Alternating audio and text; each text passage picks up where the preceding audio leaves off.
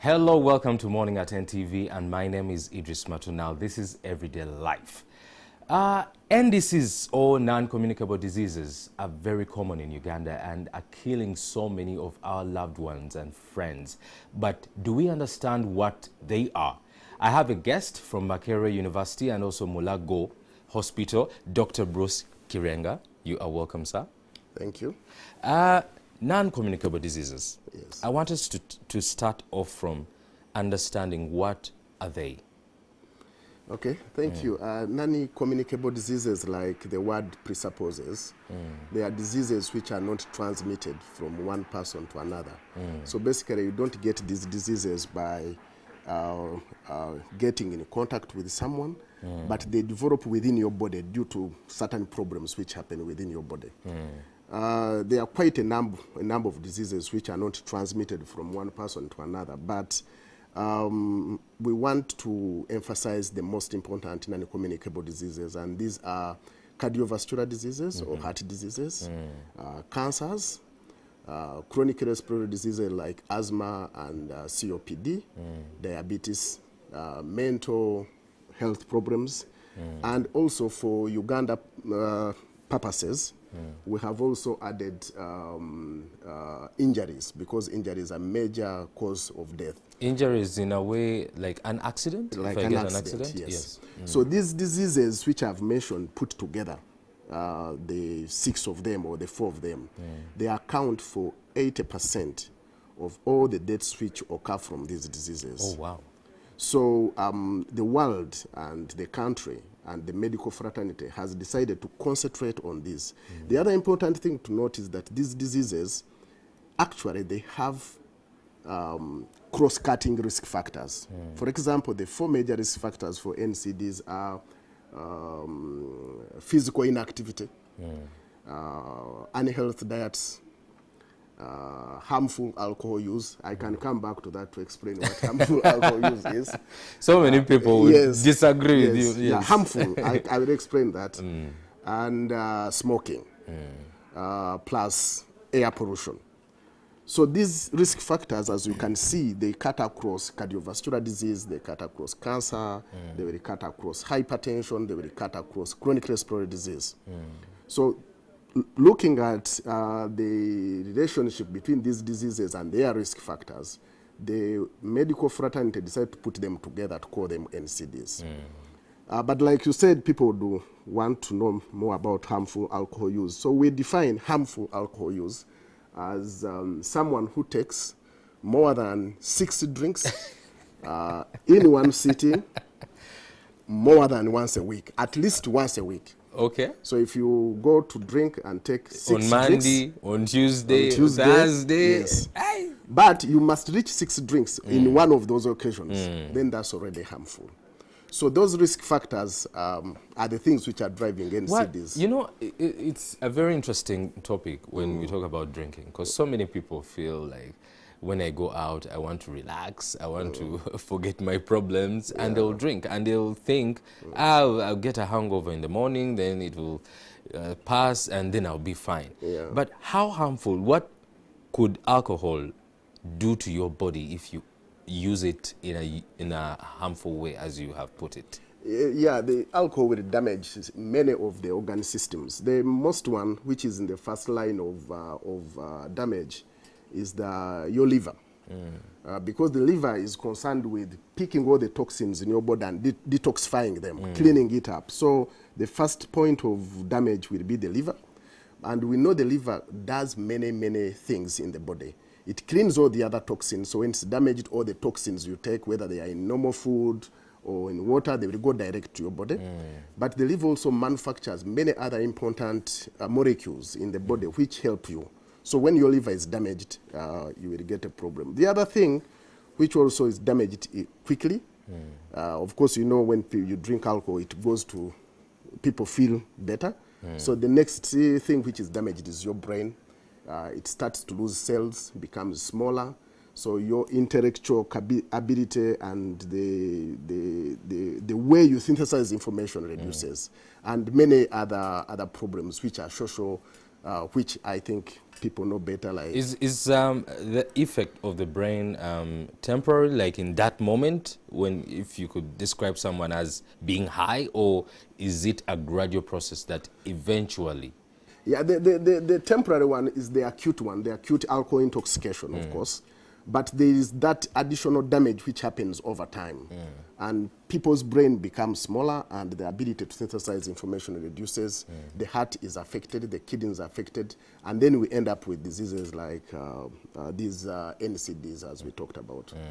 So if you have just joined us, we are talking about the non-communicable diseases. These are diseases that are not necessarily spread from one person to the other, but are caused by the activities that we do, the lifestyles we choose, and inside our body, the body kind of turns away from being normal to having a very, very, very dangerous situation inside there. Now, doctor, we have had, we understand what the non-communicable diseases are. But now, for the sake of the people, to be sure that we are talking with the right person, where do you base from? Where do you practice from as a doctor? Okay, as a doctor, I practice from Mulago National Referral Hospital in the Department of Medicine. I'm a lung health specialist, which we call pulmonologist. And, but I am employed by Makerere University College of Health Sciences as an academic staff. Yes. So you're a practicing doctor and also a lecturer? Exactly. Oh, nice. Well, now, there's a symposium coming up. Yes. What should we expect under the symposium? Okay. So Makerere University is organizing the first international NCD symposium from the 12th of February to the 15th at Munyonyo Conference Center. Makerere University has decided, College of Health Sciences has decided to undertake this responsibility because of our central role in generating knowledge about health problems in this country. Listeners or viewers may want to remember that when HIV showed up here, Makerere University was at the center of tackling these problems and generating interventions or treatments that has contributed a lot to turning the tide against HIV. So now that the NCDs, the infectious diseases, are going down, what we call an epidemiological transition, from communicable diseases to non-communicable diseases, Makerere University feels it has got this responsibility to create this response again. And for your information, you want to know that right now these NCDs account for 40% of all the deaths, the people who die in Uganda. So 40% is still less than 60%. I want people to understand this. But we are looking at a trend, what we call this epidemiological transition, a trend that in 1990, these diseases contributed less than 10% of people who are dying. And now it's 40%. Now it is 40%. We cannot wait until it's 60 it and is 60. 70. Yes, and people may want to know also that these days it's very common to hear someone who has cancer, someone who has died of a heart disease, someone who has chronic lung disease. So unlike in the past. So Makerere University now said, let's create a response. And of course, being an academic institution, we thought that the best way to create this response is to bring people who together, we sit in this conference, the symposium, and they generate awareness, but also synthesize intervention and responses. As you know, public health institutions like the Ministry of Health, they rely more on the medical schools or the universities to generate interventions which they take on and grow. So this symposium, the main thing it is going to do is create awareness, synthesize information, also put together people who will, think tanks, who will start looking at these diseases. Before we delve into who will be at the symposium and what information should we expect, there's something very interesting you've mentioned, that long ago, or just a few years ago, 10 years or 15 years ago, we never used to hear so many cases of cancer. Exactly. But now, every single day, you hear someone saying, my relative has cancer, I have cancer, the other person has cancer. What could be the cause what could be the change? Is it the change in lifestyle? Is it a health issue, environmental issue? What is causing the high rates in cancer today? The risk factors for these diseases is what we call, they are ubiquitous. These are things which crop on you when you don't know. Unlike an infection which will attack you today and you know you are sick, they are ubiquitous. For example, things we've talked about, diet.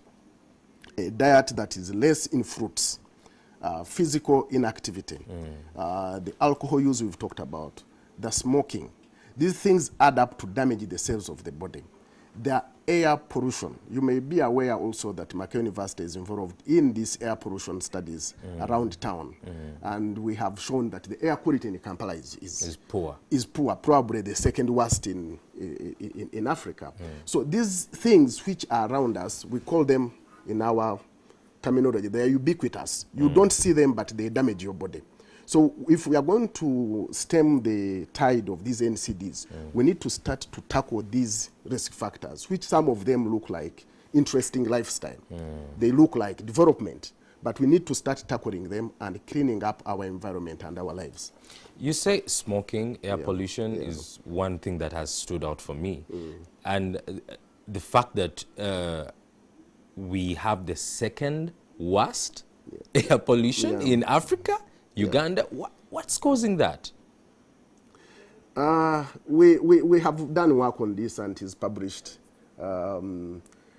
We think that first of all, the topic of air pollution is another occasion of itself. Because it's an occasion of itself. I understand, and it got me thinking, because if we are going in such a wrong direction, then truly we do need the symposium. Yeah, but the major things on air pollution is congestion, traffic, unpaved roads, dust. Industrialization? Industrialization, of course. Yeah, thank you. Probably that should be second. But there are simple things like unpaved roads in Kampala, generating dust, and there are also things like biomass smoke. Within the low-income settings, people call them slums. People are cooking with the charcoal, with the firewood, they are burning rubbish. All those things add up. Actually, in one of our studies, we collected some of this, should I say air or... No, we collected samples. And actually, we found that the main drivers of particulate pollution in Kampala is earth, meaning dust, and smoke.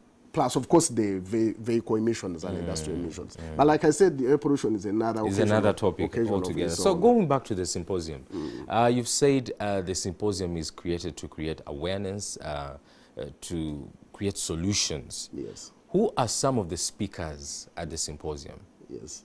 The symposium is an international symposium. It will be heavily attended by Ugandans, people from Africa, but we have got a lot of registration from the international, Western communities. So this group of people will come and sit together, people who are interested in NCDs and have been doing work on this to share ideas. The major speakers can be found on our website, but some of them our own leading people, like Professor Nelson Sewankambo, which people know, who has been at the forefront of training, Professor Kamarogo from the World Bank, Professor Kevin Mortimer from Liverpool, and many, many others from the US. But the important thing is to know that this is an international symposium of experts. I understand that the symposium will be starting from the 12th of February to 15th. Those are 3 days. Yes. What are some of the activities we should expect between the 3 days, from 12th to 15th? Yes. So from 12th to 15th, the symposium will be running at Munyonyo. And also, before the 12th, we are going to have a health week, starting from 4th to 11th. And the main activity in this week is awareness, screening, and education. So we'll have 3 activities. We'll have an activity at Mulago Hospital in the College of Health Sciences, at Kololo, and at St. Augustine University in Kansanga. And these will be big public meetings where we give information, we screen people for these diseases, but also educate them on the risk factors and how they can prevent them. In addition, when the conference starts, most of it will be science. We expect to have 1,000 delegates, international and local. But we have created something called the People's Place. Now, the People's Place is a place within the conference where non-scientific, non-medical people, the public can come. People like me who want to know more about... Yes, to know more about NCDs. Yes. But also people have been affected by NCDs. Also, people who have defeated these NCDs. People have had cancer and they have survived them. People have been suffering from harmful alcohol use and they overcome it. Or people stopped smoking. Not you, of course. Not you. Yeah, sorry to point at you. No, it's so fine. these people's place is very important. People can come, they register, and they will be able to contribute to the knowledge. Because at the end of the day, we want to find a solution. Exactly. Now, before the symposium, that is between 12 to 15, there is the Health Week. Exactly. What is happening under the Health Week? Which I understand will be starting from 4th to 11th Feb. Yes. So the Health Week will involve educating the public, screening people for NCDs, and educating them, creating awareness. Will this be still in the same location or a different location? Yeah, it is going to be at different locations. We'll have one at Mulago Hospital. All right. And people can come, screen for NCDs, learn about NCDs and how to prevent them. We'll have one at Kololo. Also, this will be big for people to screen, to learn. And then we'll have one at St. Augustine, which is one of the partner universities which piqued a lot of interest in this conference. We also have activities like this on TV and running articles in radio, so people can look out in that week for a lot of information about NCDs. Well, if you have just joined us, we are talking about non-communicable diseases. These are diseases like cancer, respiratory diseases, cardiovascular diseases. That word is very difficult. But these are diseases that are really going up in rise in Uganda today. Now, something interesting that we mentioned before, and I want to take you back to it, because I think so many people do not realize that they are getting cancer in the long run, because cancer is a big problem in the Western world, and it's becoming a problem in Uganda. And I cannot leave you go before we talk about it.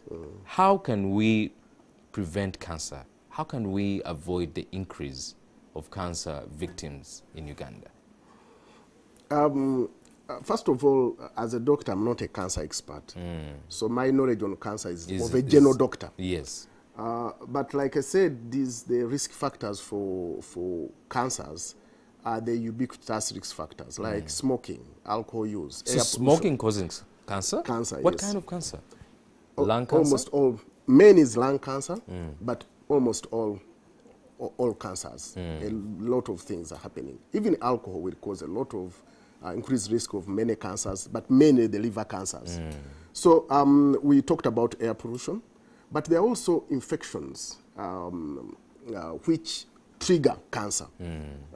As you know, like one of the commonest cancers in Uganda is cervical cancer, and we have actually found that the trigger of the cancer is actually an infection. And now there is even vaccination of young girls to prevent these cancers. So by preventing those infections, changing our lifestyle, cleaning up our environments, watching what we eat, we can be able to prevent cancers. But also the other important thing which people need to know is to perform regular checkups for these things, so that if the cancers are small, you are in the age bracket of a certain cancer, then you can be able to screen and then you are diagnosed and treated early. Yeah. Now, there's what they call technology, and under technology we've had mobile phones, computers. So many times people come out and say, when you're using a laptop and you place it under your lap, when you're using a mobile phone and you're talking on phone,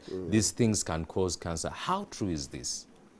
Yeah, there is information that some of these technologies can cause cancer, but the conclusive grade A evidence is not yet available.